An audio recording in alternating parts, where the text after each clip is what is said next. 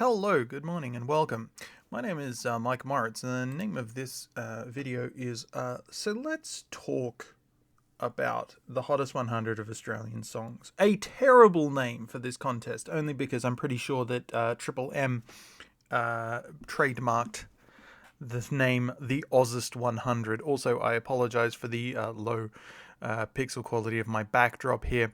It was the highest quality I could find. Now, I've still been processing this list. It is currently the 27th of the 7th, 2025, so a day after the list. It's almost to the day, to the hour, 24 hours since it started. I'm recording this at 9:44 in the morning, so by the time this is over, we'll probably get through there.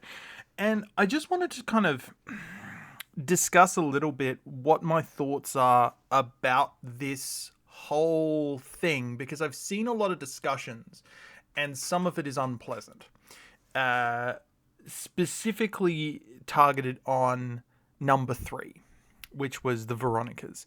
I saw someone post, I think it was on the Double J Facebook group, that he believed that he said is like, I think that a certain group of people who would also stack the Eurovision voting was involved, aka, it was the Jews that got the Veronicas up. Which, no. I don't think that that's what's happening here. I don't think that there was any branch stacking here. I don't see anything in this list that indicates branch stacking. What I see in this list is it's actually less of a list of... It's less a list of these are the songs that are inherently the best, but more these are the songs that everyone can come together over.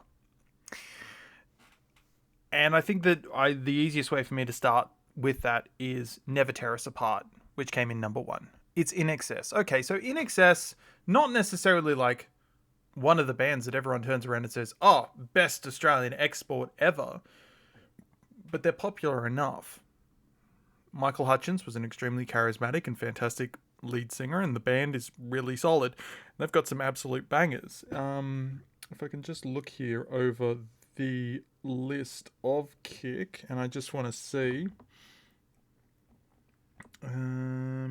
is it here? So like it's got, wait a minute, where's the actual playlist here? Yeah, so New Sensation, Devil Inside, Need You Tonight, Mystify, Never Tear Us Apart, and Kick, all on that album. I really like By My Side, but come on, like that is a hell of a great list of like good songs on Kick. I've never even listened to the entirety of Kick. So who's going to vote for that? Like, it's going to be Gen Xers are going to vote for it. Millennials are going to vote for it. And apparently, what I've been told is that this was featured in Euphoria, which is not a show that I have watched, but it has relevance to a younger generation than mine. And that kind of gave me a key to understanding this list and exactly what's going on here. Because these are the songs that have that kind of relevance across everybody.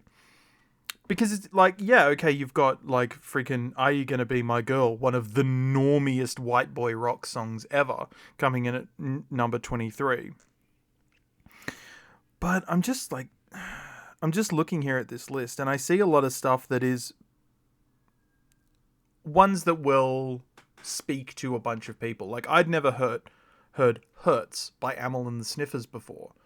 But I can see why it appeals to other people, and now having heard that, I want to go off and listen to more Amyl and the Sniffers. Gang of Youths got 3 songs in the list. Now I want to go listen to more Gang of Youths. I'm thinking a lot here.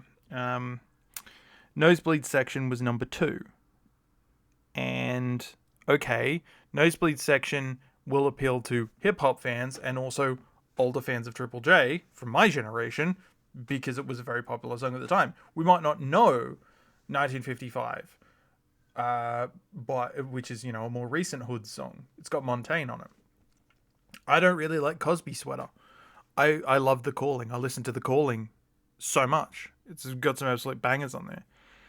And then at number 3 and number 4 in the list, we've got Untouched and Scar. And I knew that these were going to hit when Forever... Okay, so full context. The Veronicas were not played on Triple J. They were mainstream pop. Excuse me. Sorry. Sorry, I thought I muted my mic there. So, the Veronicas were not played on Triple J. They were mainstream pop. And they just didn't break through.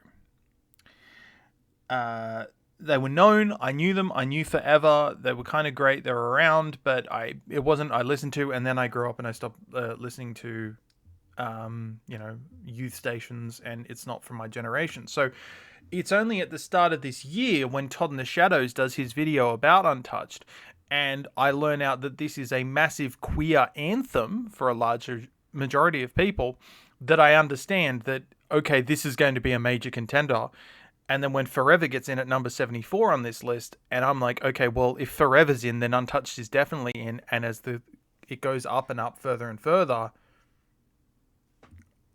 I'm waiting for it, and it's not there in the 30s, it's not there in the 20s, and then we hit number 10, and somebody that I used to know hits 10. Somebody that I used to know, popular at the time, now gotten a revitalization thanks to the Doechii song that samples it. Again, it's that cross-cultural relevance. I realized that I had underestimated the sheer power of that rainbow vote. And the fact that it goes back to back with the bisexual anthem of Scar, even though Missy Higgins notably did not mention the bisexual connotations of it when she had her interview, I think that kind of really gets to a point of understanding this is a talk about the kind of people that voted. The largest voting demographic was 18 to 29 people, year old, so younger than me, which it does explain why the temper trap gets in there. My wife's not that younger than me. She's only a couple of years younger than me, but she had to explain what the temper trap was, kind of their vibe and everything, and it's like why that's a song that would be in consideration there. And I think that a lot of the big criticisms by people, at least on Blue Sky, because I was watching Blue Sky a lot, were some of the more recent ones, like Inner Bloom coming in at 16.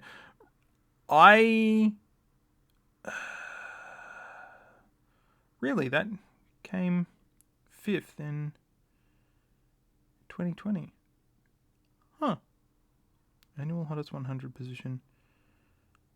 What was that was the best songs of the last 20 years, I think. Was the 2021. Maybe. Previous all-time hottest 100 positions. Okay. Oh no, that was the hottest 100 of all time, was it? Okay. No, that would have been of the last 20 years. I'm confused as to what I'm doing now. Apparently, so like Inner Bloom, not necessarily a song that I would have voted for, but I get it. Big Jet Plane. A lot of people were hating on Big Jet Plane because they thought it was dull. It got number 20. Obviously, it means a lot to a lot of people. So the fact that I'm aware of a cultural connotation with Untouched, that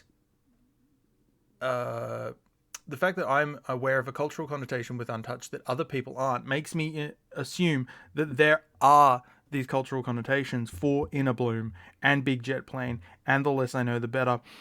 These songs that hit the top 20 that I'm not aware of. But I look at the other songs that hit this list, and they're all ones that do have that kind of something about it does appeal to younger listeners as well as listeners of that generation. Thunderstruck at 13. I mean, I wanted to vote for Thunderstruck because I think it's great, but it appeals to younger listeners because it's great. It appeals to the older listeners who really like that kind of stuff. It's a 90s song. I'm looking here what else is on there. I mean, Tomorrow, like, it's not the best Silverchair song, I'll be brutally honest.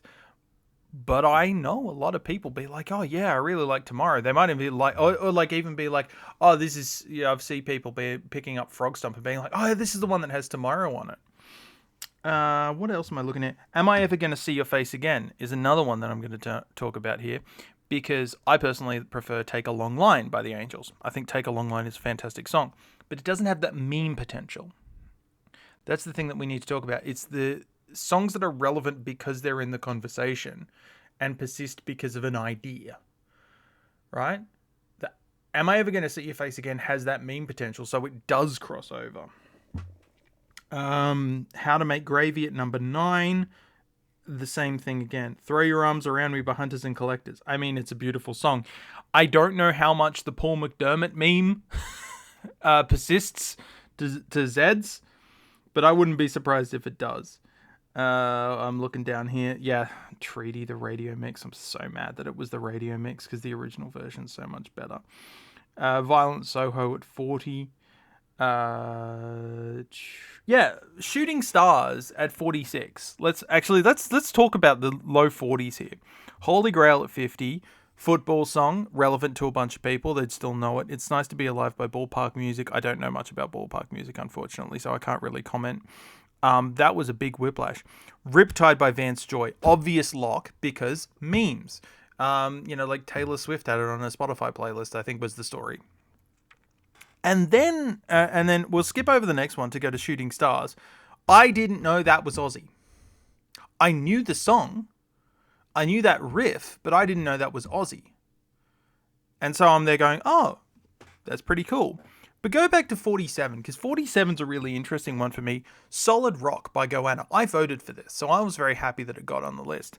But I think that the thing that's really interesting is that, okay, so this came out in 1982. My parents raised me on like countdown music, so I knew like a lot of Oz music from the 80s and 70s. So Skyhooks, not on the list. Rock Melons, not on the list. Dynamic Hypnotics, not on the list. Goanna I had never heard of until the 20s. And apparently this is this kind of factional song that has been sort of heard in the hallowed halls. I think that Goanna's Solid Rock has only come back in a big way and been reappreciated in the 20s, because I'd never heard it for the entirety of my life until this decade. And the fact that it's here above like Power and the Passion, I think it's above Power and the Passion. Pretty sure it is. Where's Power and the Passion? Oils. Yeah, it's like 20 points above Power and Passion. And above Blue Sky Mine as well. I think that says something, that it's got a resonance. I also wonder if maybe the prevalence of You're the Voice in a lot of the voice discussions that we had for the referendum a couple of years ago, I wonder if that brought it back to people's minds. Also, here's something that some people don't really know. Did you know that You're the Voice by John Farnham came in at number 15 in the list? That was in GTA. A lot of people don't know this. So, Grand Theft Auto. Grand Theft Auto 4 had 2 expansion packs. They were full standalone mission packs. The Lost and Damned and The Ballad of Gay Tony. And these dropped in, I want to say 2007, 2008. Now, they were released on a standalone disc called The Episodes from Liberty City. And on there were some unique radio stations. So they had some hard rock stuff for The Lost and Damned, and they had some disco-y stuff for The Ballad of Gay Tony, but they didn't re-license a bunch of the songs from the original game, GTA 4. What they did was they licensed new songs and they made new radio stations, one of which was Vice City FM, a bunch of 80 songs. And one of the songs on there was You're the Voice by John Farnham. That blew my mind when I heard it. I'm driving around Alderney and I'm hearing and I'm like, what the hell is this? I was so surprised to hear Johnny Farmer on there. And I remember at the time, like this is, like 2008, 2009, going on forums and people being like, man, You're the Voice is really good. And that was many people's first exposure to John Farnham overseas. So it does have that cross-cultural relevance, because not only is it hitting this part in Australia where it's an anthem, like for forever, it is sort of permeating the culture in very weird and bizarre ways. Same thing with the horses. I found out yesterday that the horses by Daryl Braithwaite was apparently like an anti-vaxxer or an anti-lockdown anthem or something down in Melbourne. I was wondering why everyone on Blue Sky was complaining about bloody horses. And I'm like, I don't know why. It's just a lovely bit of forgettable, nice early 90s pop and a cover. And then I found out, oh no, there's hate because of this other cultural reference that I don't know about, bringing us back to the Untouched thing. So people hate horses, and I'm not aware of that. And then I've got other people who were saying, oh, why is Untouched here? Because it's relevant to a different group of people. Is there anything else that I could really talk about here? I really need to listen to Thelma Plum. I actually quite like that song. I'm just looking through here. What else? Oh, people were unhappy about Sticky Fingers being on there. I don't know much about them, but...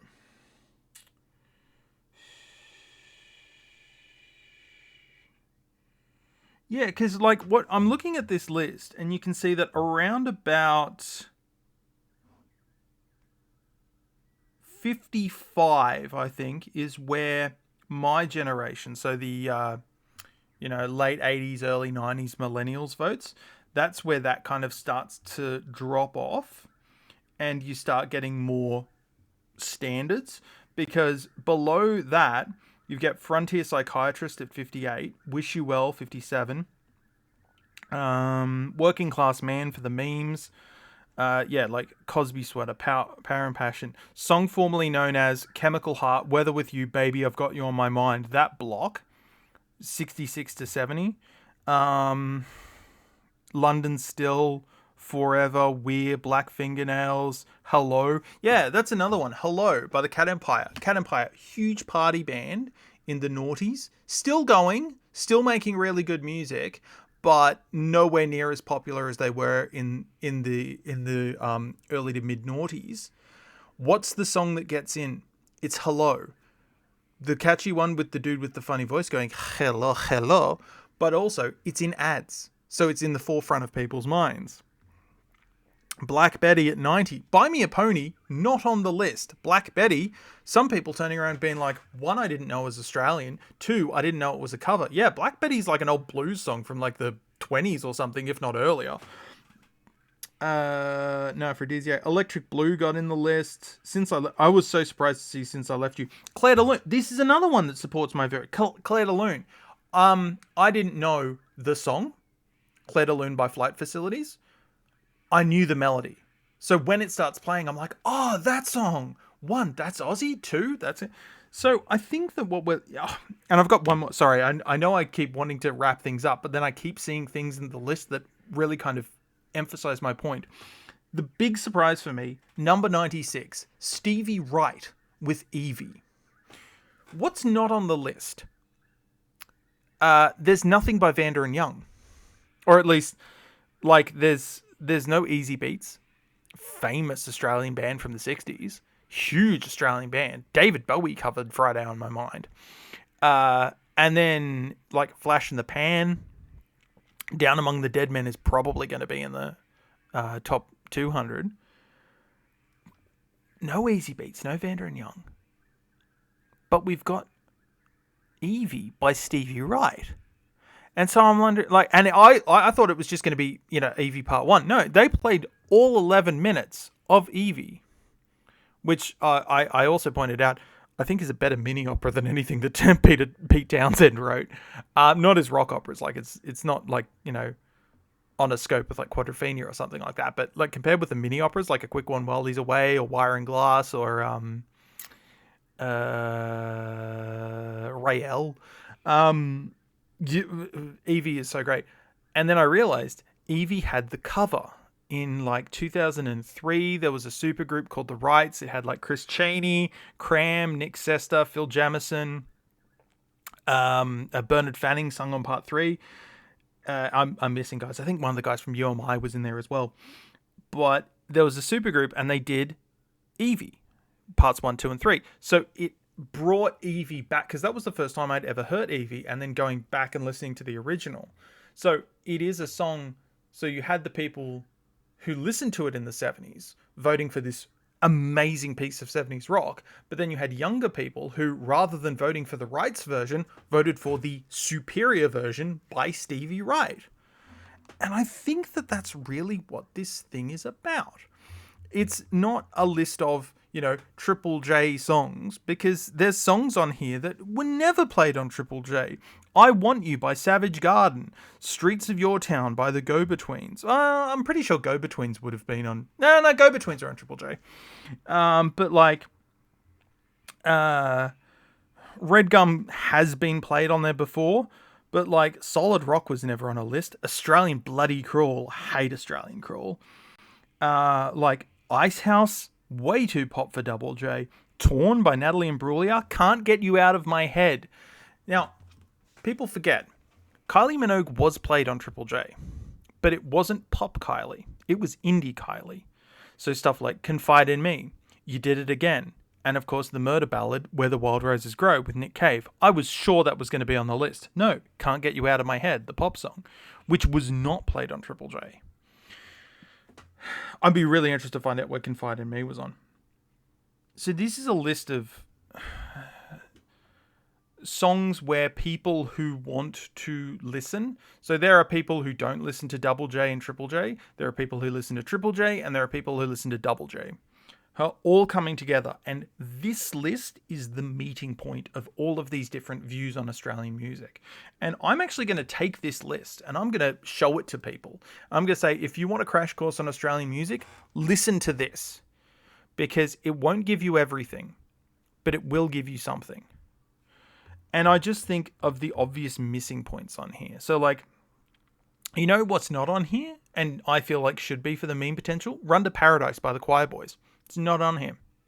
Mental as Anything, not on here. And when I think about why Mental as Anything isn't on here, it's because they don't have that contribution to the pop culture idiom. Like, you don't it's not been featured in a film or a TV show. Like, in excess. It's not, like this, monolith of meme culture like Peter Garrett's Dancing. Like, it just doesn't have that, where like Gautier does. Hearts a Mess gets to like the 80s, probably because everybody loves somebody they used to know, and they also like Hearts a Mess. Nick Cave and the Bad Seeds, 98. Red Right Hand. Hell yeah.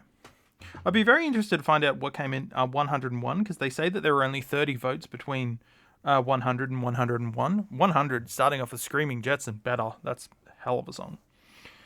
So yeah, that's my kind of thoughts on this thing. I think that this list is actually a really good indicative view of kind of what Australians feel about their music, if only because it's where we all meet. This is not the best. This is what we can agree on. And if you don't like that the Veronicas are there at number 3, I think that says something towards your understanding of Australian culture and what these songs mean to people. Because I look around and I see Delete, Jimmy Ricard, Talk is Cheap, the Less I Know the Better, Big Jet Plane, Inner Bloom, Brother by Matt Corby, Covered in Chrome by Violent Soho, and even songs that I enjoyed, but hadn't really listened to, so that I'm actually going to add to my lists, like Hurts by Amyl and the Sniffers, Better in Black by Thelma Plum, the Gang of Youth songs. I want to go off and I want to listen to those now, because this is clearly a part of Australian music that I haven't listened to, and I want to go and explore that. I think this is a really good list to just understand the depths of our culture musically. And also Frontier Psychiatrist is here. I don't know, maybe I might come back and do a follow-up to this once they release the top 200 lists, because I think that's going to be really interesting. Also no Tism. No Hoodoo Gurus. I could just keep going about who's not on the list. But I think that, yeah, like, Tism's not relevant. Hoodoo Gurus haven't been relevant since Come Anytime was the theme to Thank God You're Here. A lot of these acts do not have that level of staying power. They need to remain in the culture. People remember the Avalanches. People remember the Divinals. People remember Hunters and Collectors. And so they elevate up. You know, like, I haven't listened to Wolfmother in ages, but the fact that Joker and the Thief got on there and Woman didn't, I think says something towards the staying power of the Dylan-esque throwback of that track. But yeah. Also, I'm upset that Under the Milky Way by The Church didn't get to top 25. I thought that was really going to be top 25. That was 29. I was a little bit off. Anyway, I think that's all my thoughts. I talked for 25 minutes. If you stuck around, thank you. I appreciate it, and I appreciate you. My name's Mike Moritz. Take care of yourselves.